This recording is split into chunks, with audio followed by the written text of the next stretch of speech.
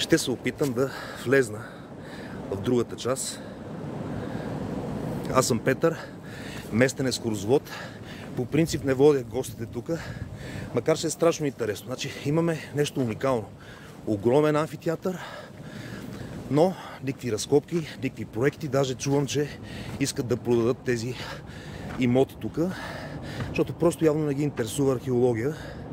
Но нека да видим с вас какво може да погледнем. Така, секунда. Ето там, виждате ли? Много внимателно обаче, за да не се отзува директно долу, отблизо. Мисля, че ще успеем да видим северната част на амфитеатъра. Така. Пардон, това е западната част. Ето, виждате ли? Виждате ли? Наистина става въпрос за огромен като размери обект. Там се вижда фасадата на стара сграда, която е спряно всяко строителство за сега. Ето тук е западната част. Това е Гьоте институт, той се намира точно по средата, а от другата страна на изток е хотел Арена ди Сердика.